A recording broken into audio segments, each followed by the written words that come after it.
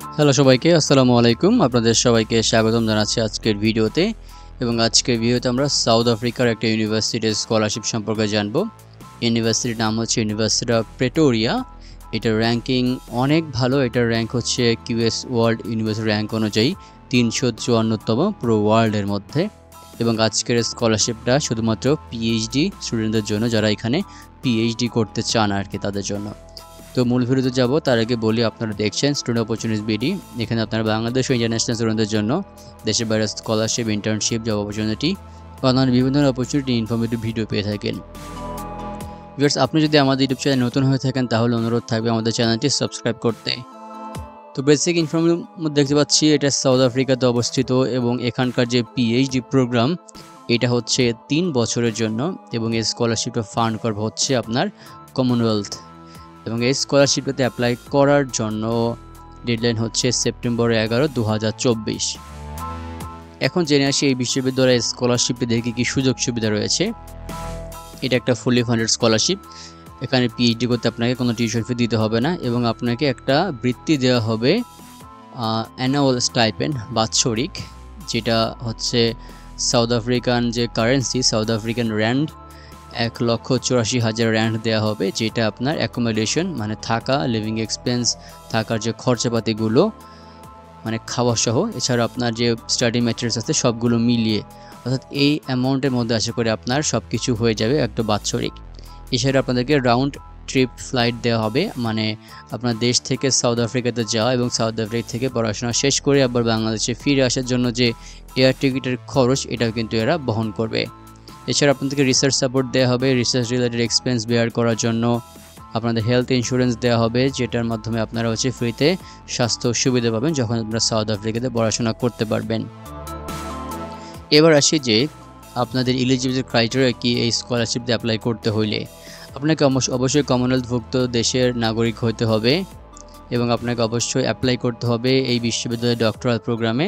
তবে অবশ্যই আপনাকে একজন সুপারভাইজার প্রয়োজন হবে। এই জন্য আপনাদেরকে এই ইউনিভার্সিটির যে মেইন অফিসিয়াল ওয়েবসাইট আছে সেখান থেকে আপনার একটা পছন্দের প্রোগ্রাম খুঁজে নেবেন, আপনার রিসার্চ ইন্টারেস্ট এবং আপনার ব্যাকগ্রাউন্ড অনুযায়ী, আপনি মাস্টার ব্যাচেলারের ব্যাকগ্রাউন্ড অনুযায়ী, এবং তার সাথে আপনারা কন্ট্যাক্ট করবেন ইমেইলের মাধ্যমে। এছাড়া এখানে আপনার ভালো একটা একাডেমিক রেকর্ডসও প্রয়োজন হবে আপনার প্রিভিয়াস পোস্ট গ্রাজুয়েট অথবা মাস্টার্স ডিগ্রি। তবে সেটা যেন 2 বছরের বেশি স্টাডি গ্যাপ না হয় এবং আপনার বয়স যেন 40 পার না হয়ে যায়, 40-এর নিচে থাকতে হবে। এবার আসছি এই বিশ্ববিদ্যালয়ের স্কলারশিপ অ্যাপ্লাই করতে হলে কী কী ডকুমেন্টস প্রয়োজন হবে। একটা application form, online application reference number থাকবে। প্রয়োজন হবে আপনার written motivation from the supervisor. প্রয়োজন হবে আপনার রিসার্চ প্রজেক্টটা সেটার আউটলাইন প্রয়োজন হবে, যেটা 1 পেজের মধ্যে হবে। একটা কমপ্লিট সিভি প্রয়োজন হবে একটা ভ্যালিড পাসপোর্ট, আপনার একাডেমিক ট্রান্সক্রিপ্টসগুলো, 2টা রেফারেন্স ফর্ম। এবং এই বিশ্ববিদ্যালয়ে স্কলারশিপটা আসলে কোন বিষয়ের উপরে দেয়া হয়ে থাকে, কোনটার উপরে বেশি গুরুত্ব দেয়, একটা হচ্ছে আপনার আগে যে একাডেমিক পড়াশোনা, ব্যাচেলর, মাস্টার, সেখানে আপনার অ্যাচিভমেন্ট কেমন ছিল, আপনার লিডারশিপ স্কিলস, আপনার কোনো অনার প্রাইজ বা অ্যাওয়ার্ড আছে কিনা, এবং আপনার রিসার্চের ক্ষেত্রে কতটা ক্যাপাবিলিটি আছে। এই কয়েকটা বিষয়ের উপরে মূলত আপনাকে স্কলারশিপটা দেওয়া হবে। এছাড়া আপনার যে রিসার্চ এক্সপিরিয়েন্স বা আপনার রিসার্চ স্কিলস, এটার উপরে হচ্ছে বেশি ফোকাস করা হবে স্কলারশিপটা দেওয়ার ক্ষেত্রে। এবার একটু জেনে আসি, যদি আপনারা এই বিশ্ববিদ্যালয়ের বিশেষ করে মাস্টার্স এবং পিএইচডিতে অ্যাপ্লাই করতে চান তাহলে আপনাদের অ্যাডমিশনের জন্য কী কী রিকোয়ারমেন্ট থাকা প্রয়োজন। একটা ভালো সিজিপিএ প্রয়োজন হবে, তবে আপনার যদি 4-এর স্কেলে 3 থাকে তাহলে আপনি এখানে অ্যাপ্লাই করে দিতে পারবেন। এখানে ইংলিশ প্রফিসিয়েন্সির জন্য আপনার TOEFL, IELTS, Cambridge, PTE add করতে পারবেন। টোফেলের জন্য আপনার ইন্টারনেট বেস টেস্টে 79 থেকে 80 প্রয়োজন হয় মিনিমাম। আইএলটিএসের জন্য আপনার অ্যাটলিস্ট 6.5 প্রয়োজন হয়। এবং এই বিশ্ববিদ্যালয়ের যে এভারেজ টিউশন ফি যদি আমরা ধরি, প্রতি বছর মাস্টার্সের জন্য প্রয়োজন হবে সাউথ আফ্রিকান র্যান্ডে 50,000 থেকে 1 লক্ষ। এবং আপনি যদি এমবিএ বা বিজনেস ইঞ্জিনিয়ারিং প্রোগ্রাম দিকে যান তাহলে একটু বেশি হতে পারে। এবং পিএইচডির জন্য আপনার টিউশন ফি হতে পারে প্রতি বছর 30,000 থেকে 60,000 সাউথ আফ্রিকান র্যান্ড।